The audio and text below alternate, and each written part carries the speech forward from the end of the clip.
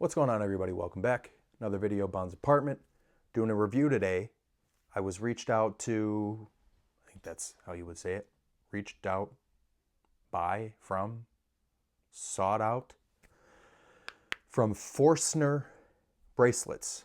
They make aftermarket bracelets for watches. I had actually heard of this brand before they had reached out to me about a collaboration and doing a review. They asked me what watches I had. I have a stainless steel bracelet for the Planet Ocean. I've got some NATOs, some rubber straps for this one. So I thought, how about the tag, the Seiko, and then my newest watch, this Breitling. So we're going to take a look at 3 different straps that they were kind enough to send me and kind of give them a quick review. Let's take a look.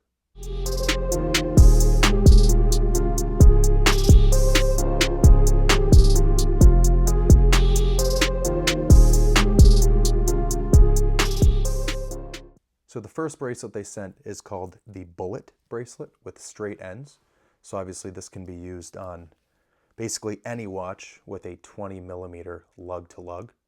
So this is, as I said, the Bullet bracelet with straight ends. Comes in 17.5, 19, 20, 21, and 22mm. It's polished and brushed finish. Rounded and angled links to provide some depth. 2 different configurations, obviously the straight end design, as you can see on mine. And then it's got versions fitted for Tudor Black Bay, Omega Speedmaster. When I saw this initially, because as I've said, I've been to this website before actually working with them, I immediately thought Speedmaster or Rolex Presidential. This is very, I'd say more Rolex Presidential than Speedmaster, but what I love about this is the polish finish is incredible.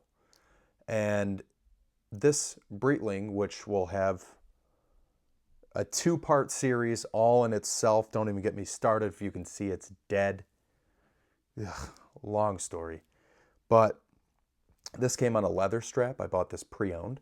So I thought I should definitely try to buy one of the OEM Breitling straps, or bracelets, sorry, I keep saying strap, I'm used to it. Very difficult to find an OEM Breitling bracelet that's not $1,700. I can't even begin to explain why that's so frustrating. So this just happened to be the same 20mm lug to lug, so I thought this would look great on here, and it does. My only, not gripe with it, but kind of, is the taper is very severe.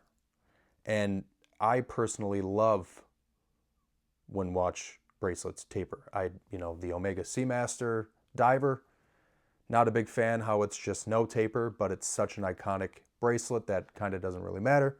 But this, other watches, Seiko in particular, when they don't really taper much, that kind of drives me nuts. So I love that this tapers, but it does taper down to, I mean, the straight bar is 20mm, but I think the first link is probably 18. And this might taper all the way down to 14 or something. I'm not entirely sure, but other than that, I absolutely love it. It's been on this watch since it showed up. So that is the first one, the Bullet bracelet. Next, we have the Model O, specifically for Seiko. So this is for the Seiko SKX Diver and the Seiko 5 Sport. As you can see here, this is a Seiko 5 Sport. It's kind of cool. When I was reading up on these bracelets, the reason that I never wore this Seiko is because I absolutely hated the bracelet that it came with. I thought it was cheap. I thought it was clunky, way too wide, not very tapered. I don't have very big wrists. I hated the way it looked, and I really hated the clasp. I thought the Seiko clasp was super cheap. So this one was the perfect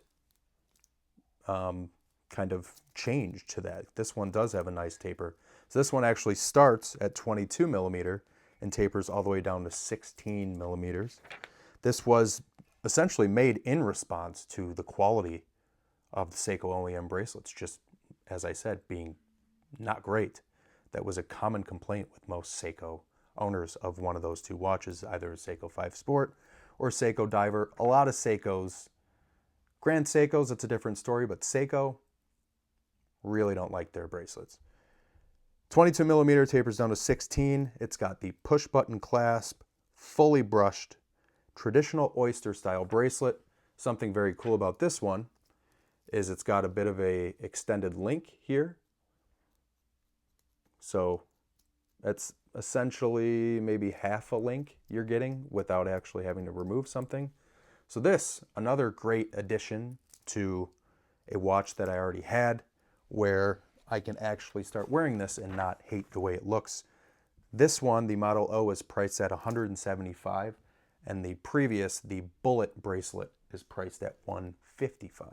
Last but not least, we have for $132, this is the Rivet bracelet. So this one you probably will recognize. Essentially the precursor to the Oyster bracelet. If you go on your Chrono24 or any pre-owned site, you can see some very old Rolexes wearing or accompanied with this type of bracelet. This one comes in 18, 19, 20, 21, or 22 millimeter.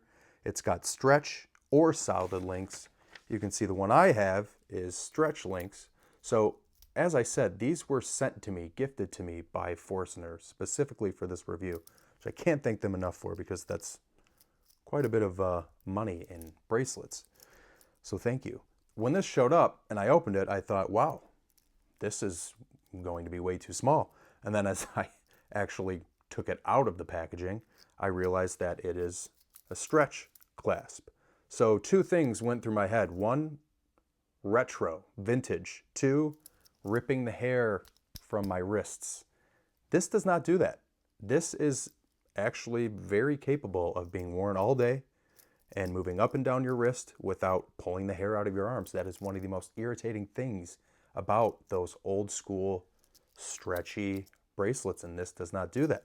This is Forstner's, essentially their homage piece to the original Oyster bracelet, which was made in the early or mid 20th century. Very vintage look, lightweight, as I mentioned, doesn't pull the hair off your wrists. I've got this on a Tag Heuer Aqua Racer, similar to the other two. This is the straight bar version. This is the only version I believe they have, but it does come in stretch or solid links. But the straight bar version, once again, that straight bar is 20 millimeters, and I think it immediately tapers probably to 16 or 18, but then stays, I shouldn't say tapers either. The links themselves are probably 16 or 18 when the bar is 20, but stays no taper throughout the rest of the bracelet there. And the Rivet Stretch Link bracelet is $132 US. That is the three bracelets that Forstner was kind enough to send. Of the three, really no complaints aside from this pretty severe taper on the one that I have on this Breitling here, this Breitling Intruder. As I said, stay tuned for one hell of a ride with this watch, that is for sure. But other than that, I mean, as I said, this is going to help me wear the Seiko more often. I hated the bracelet that it came with. This Breitling didn't come with a bracelet at all. It was on a leather strap. I really like the way this looks on here. It kind of gives it a more elevated look. However, this Breitling, little side note, is supposed to be on kind of a polished Breitling bracelet. So the fact that this is brushed and polished works really well with this watch. And then lastly, this stretch bracelet, very old school, but I posted some pictures of it, I should say, on my Instagram, and I've gotten a lot of really nice comments about it. People really like this one. I'll put links to all three below, of course. Let me know what you think of these three bracelets. Let me know if you get one. Instagram, comment below. Anything works. As always, thank you guys for watching. I'll catch you on the next one. Thank you.